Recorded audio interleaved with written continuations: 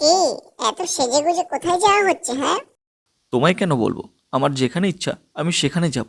হ্যাঁ, আমায় বা কেন বলবে? রান্না বান্না করে খাওয়াবো আমি, আর বলবে তো এই বিদেশি মেমের বাচ্চাকে। আমার যেখানে ইচ্ছা আমি সেখানে যাব, তোমায় বলতে আমি বাধ্য নই। ফজলিটা এখনও এসে পৌঁছালো না। কতক্ষণ যে লাগবে ওর আসতে, কত তাড়াতাড়ি যে পৌঁছাবো মিয়ার কাছে।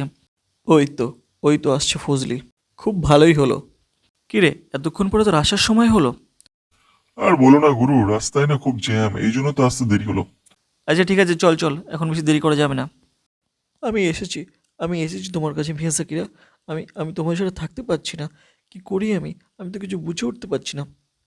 আদিক্ষেতা, তুমি না বিয়ে করেছো কিছুদিন আগেই? তখন মনে ছিল না আমার কথা? এখন এসছো আমার কাছে? এই বিয়ে তো আমি করতে চাইনি, আমি যেমন বাড়ির পাল্লায় পড়ে করেছি। অত শত আমি জানি না, তুমি আর আমার কাছে আসবে না। আমার তোমাকে একদমই পছন্দ নয়। কিন্তু আমি যে তোমায় খুবই ভালোবাসি। ভালোবাসা না ছাই।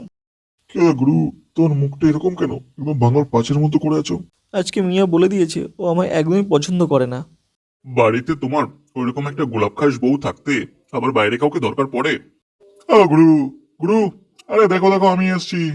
আরে কি হলো, তোমার চোখ মুখ এরকম কেন? কয়েকদিন ধরে বাড়ি যাচ্ছ না, বৌদি বললো।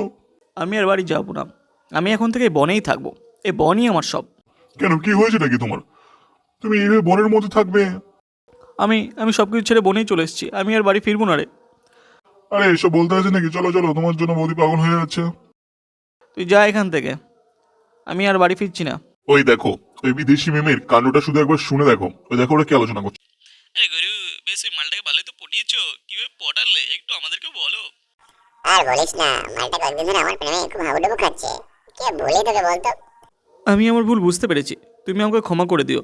আমি আজকে শুধু তোমাকেই ভালোবাসবো, তুমি যা বলবে আমি তাই করবো।